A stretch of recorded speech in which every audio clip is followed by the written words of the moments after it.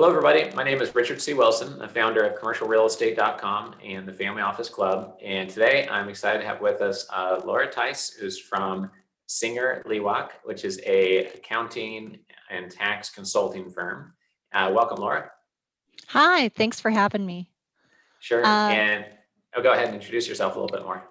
so I'm a certified public accountant, and I specialize in tax consulting, minimization, and compliance and defense for multifamily apartments, multifamily brokers, real estate investors, real estate developers, and multifamily management companies. I've consulted on over 500 million worth of real estate deals in the past year alone, and I have many, many no change audits under my belt. So something I like to brag about. Great. Yeah. Well, I'm looking forward to working together with some of our client work too. So hopefully we can go on the next decade with the great results you've gotten so far. So today we wanted to talk about qualified business income, QBI, how that relates to real estate assets potentially. This is something that I hear come up in conversations at least 3 times in the last quarter. I've heard it come up. I don't have a real in-depth grasp of this yet. And I want to share with my listeners a little bit of your knowledge in this area, if we could, if you can just kind of start at the top, assuming that the listener doesn't know anything about this area. So the qualified business income deduction, or QBI abbreviated, is something that came about as a result of the Tax Cuts and Jobs Act in 2017. So what they did is they lowered the corporate tax rate to 21%, and they had to do something for small business because otherwise small business would have fled and all converted to C corporations, right? Right. So what they did is they created this qualified business income deduction, which is quote unquote a magical deduction because it requires no additional cash outlay, which is very different than any other tax deduction in a sense, because most tax deductions require that you actually spend money or put cash out. So what this is it's a 20% deduction of your net income from whatever we're talking about, whatever all your qualified business income activities combined together. Okay. And so how that relates to real estate is that the qualified business income deduction is only available for what we call active business activities, right? Which normally real estate is considered to be a passive activity automatically. And so we have to file an election and do somewhat of an analysis to see if the real estate activity qualifies to be a qualified business income deduction activity. And so that mainly happens at the property level. And so when we go through the checklist of how to qualify, one of the biggest items is that if the real estate enterprise has been in existence for less than 4 years, you need to have had on annual 250 hours of activities for that property or real estate enterprise. Now you can sometimes group together activities that are kind of appropriately economically grouped, meaning that you have rentals that you manage, or properties that are very similar under similar control and management. And so the 250 hours, the challenging thing about that is that it kind of excludes the back office management activity. Okay. But you can count independent contractors. You can count repairs and maintenance in that time that independent contractors might perform. You count the collection of rent, advertising, all of the negotiating lease time. So all of kind of your hands-on management activity, not so much the financial back office type stuff to get to that 250 mark threshold. Okay.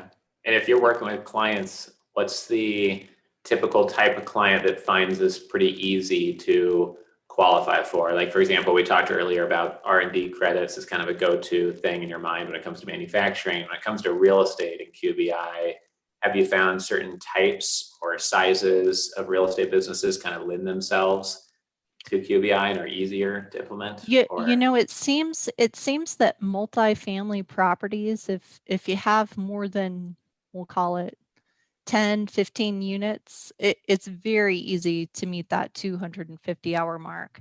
I Okay. think you can even meet that 250-hour mark if you have 3, 4 single family homes. So it just kind of depends on the activity. And I should mention that there's an exclusion for triple net leases. But you and I know that there are all sorts of types of triple net leases. And so it's really important to kind of do an extensive analysis on what type of triple net lease you're working with.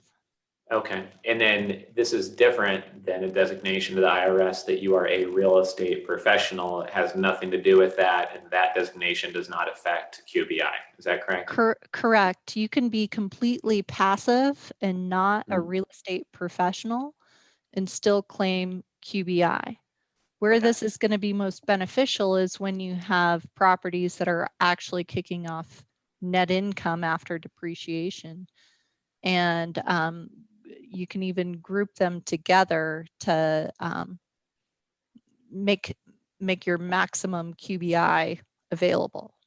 Right. Makes sense. Okay. So about 10 days ago, one of my investors closed on a fourplex in one of the big US cities.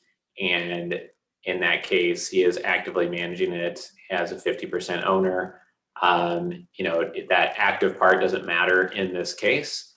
But if he was spending that 250 hours a year on non-back office operations, he could in effect, file for this QBI and potentially have a 20% tax deduction off of his taxable rate, or to be a 20% deduction off that taxable income. Like, let's say he was bringing in 100,000 a year, now he's only taxed on 80,000.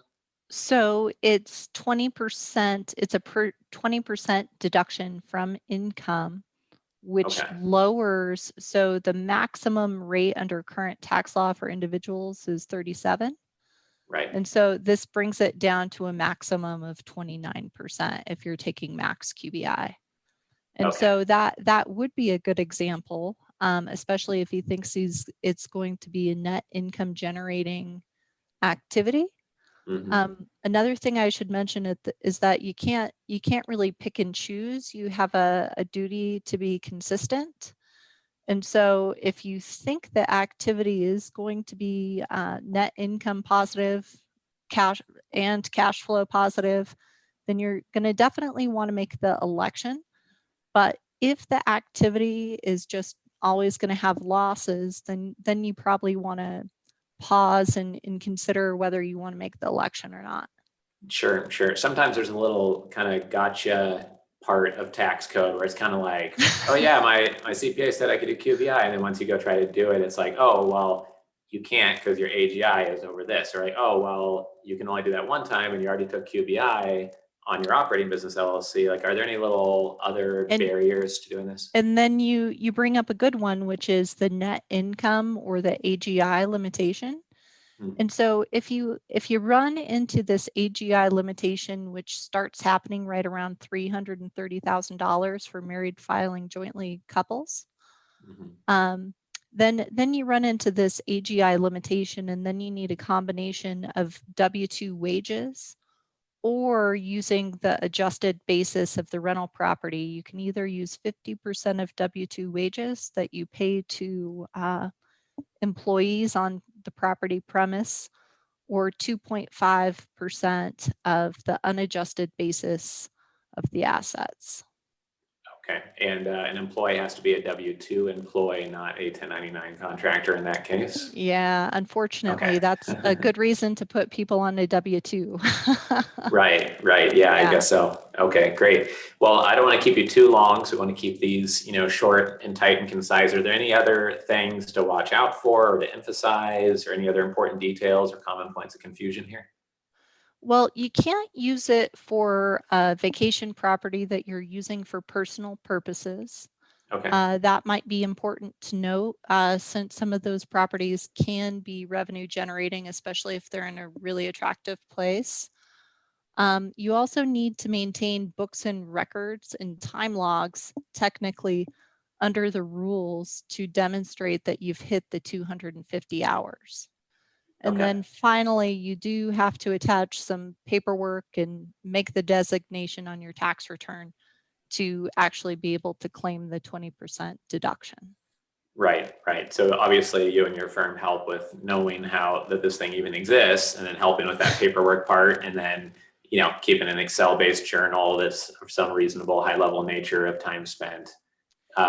You know, it's if you have a management company involved, the paperwork really isn't much of a thing. Okay. And because the management company keeps time records. But if you're self-managing, then the hours, you know, that kind of piggybacks into other real estate issues that I'm sure you've talked about with active participation and whether or not you're meeting the real estate professional hour test, et cetera. And so I think to some extent your records can piggyback on some of those hour record requirements. Right, right. Okay, great. Well, thank you for your time here today. I hope you can speak at one of our investor summits again coming up soon, and I hope to have you back for another short tax interview like this again as well. I think this was super helpful. Thank you so much. That would be great. Talk to you Yeah. soon. Take care. Bye.